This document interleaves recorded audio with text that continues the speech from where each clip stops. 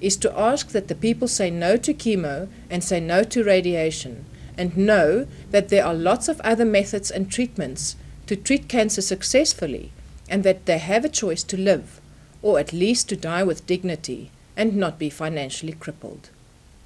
How does cancer move? If given chemo, the cancer cell is shrunk, dislodged due to its size, traveling down the vascular system to ultimately lodge in an organ. Radiation aimed at cancer cells kills off white blood cells, which are busy fighting the cancer cells already. The radiation attack activates the survival of the lymphocytes, the white blood cell, which in turn sprout legs and carry the cancer cells, which they are fighting, through the tissue elsewhere, where radiation is not focused, resulting in the effective spread of cancer by the treatment. Who is the enemy? As already explained, the ignorance of doctors and the foolhardiness of oncologists. A white blood cell being activated by its K cell to attack a pH of 5.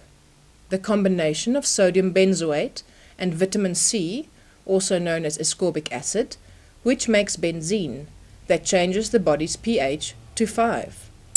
Incorrect diagnosis. Environmental factors. Too much sun. Incorrect diets. Lifestyle.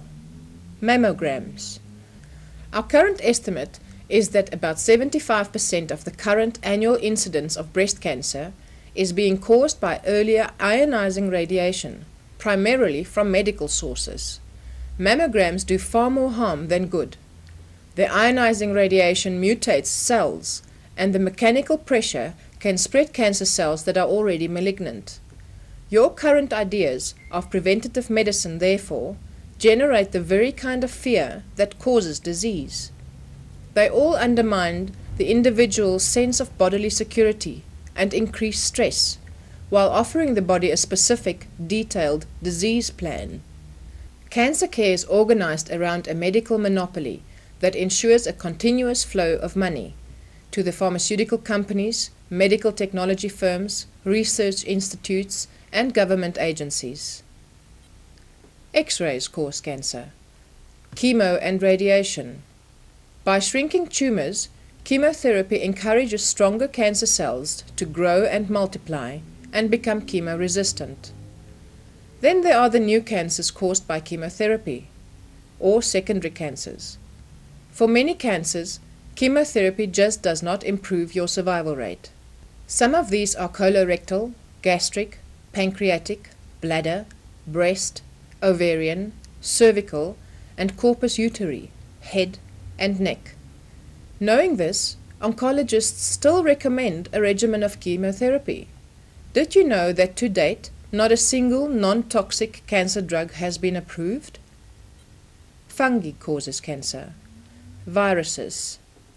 We urge you when you have cancer not to fly. The change in air pressure, solar radiation, and oxygen levels in an aeroplane causes cancer to spread. Morphine spreads cancer. 2 recent studies analyzing the side effects of morphine have revealed that the chronic pain drug and other opiate-based pain medications contribute to the growth and spread of cancer cells. Aspartame causes tumor growth. Why haven't you heard about this before? Partly because the diet industry is worth trillions, and corporations want to protect their profit by keeping the truth behind aspartame's dangers hidden from the public. Aspartame is a potential carcinogen at normal dietary doses. Professor Rolf Walton of Northwestern Ohio University said, "I dispute the assertion that there are no health risks. I believe aspartame increases risk of cancer. Virtually all the studies attesting to its safety have been funded by the industry." Then there's the truth about fluoride, from a long suppressed and largely forgotten memo, which tells how fluoride was found to be a causative factor in damage to the central nervous system in experiments on humans. Fluoride is a neurotoxin and has also been linked to reduced IQ in children. Surgery can be effective only if the complete RNA of a cancerous cell is removed. Should a biopsy or surgery take place, most cancers can be spread to a different part of the body. You have to educate yourself and take responsibility for your own health. You are the only one who ever heals yourself. So many people delay, deny, and diffuse their healing because they do not want to live. The desire for healing is truly the desire for living. You will only heal if you really want to live. What you need to know about what you should not eat when you have cancer.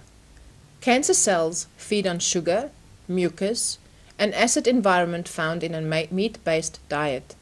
Avoid artificial sweetness, especially aspartame, milk, which makes the body produce mucus, and rather eat fish with a diet that contains 80% fresh vegetables and fruit. Our theory. It's called the RNA disposition cancer theory. In order to develop an understanding of the theory behind Dr. MacDonald's approach to cancer treatment, one needs to keep an open mind and allow scientific fact, where presented, to be the basis of this theory. Changes or mutation to the DNA or oncogenes have always been understood to be the cause of cancer.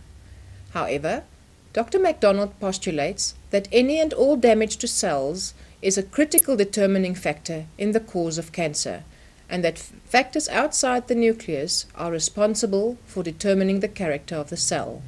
When the RNA is enlarged, it would be the size of a pin dot. When enlarged further, a cell would appear. Enlarged further, an entire human body would appear. Then the following would be detected. The nucleolus represents the brain. The nucleus becomes the small brain.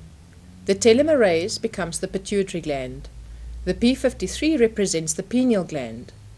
The telomere becomes the reproductive system. The BCL2 and Bax genes become the heart, upper and lower chambers. The mitochondria becomes the vascular system and blood working with internal organs. The peroxisome is the liver. The Golgi apparatus represents the thymus. The lysosome becomes the stomach and the pancreas.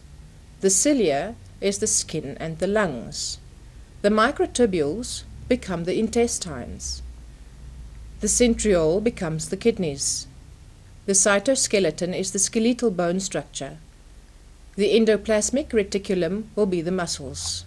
The exact locations and comparison of components and organs and what they become is as close to our estimate as makes sense, but could vary, as this explanation is to make you understand that what originated from the RNA actually becomes a human being, and whatever was in the original program, once enlarged, has a place and a function in the human body. The human cell consists of a nucleus, the command and control center of the cell, and DNA archives. Cell-producing facility replicates exact copies of DNA. The nucleolus, which is the RNA factory, the production of the ribosomal RNA of up to 10,000 per minute. Mitochondria, the energy factory or electricity generator of each cell that produces ATP and ADP through a process known as the Krebs or citric acid cycle. The mitochondria combine sugars and fats with oxygen to yield adenosine triphosphate or ATP and water, producing 95% of the energy that a cell needs to function. Coenzyme Q10 is used as an essential catalyst for ATP production, and acetyl-CoA is produced at the start of the citric cycle for the synthesis of fatty acids and metabolism of carbon sugars. The Krebs cycle makes use of malic, fumaric, and citric acid, together with lipoic acid in the biosynthesis and oxidation of other molecules, producing ATP and ADP, sending the energy into the outer membrane to be used in the body. Telomerase, the enzyme that governs immortality, the regulator of the telomere. Telomere, the tips of chromosomes that protect the DNA. Cell division shortens telomere, and upon reaching critical length, the cell can no longer divide and dies. The length of the telomere is determined by loss and addition of base pairs. Cell division causes loss, and the telomerase is responsible for addition. P53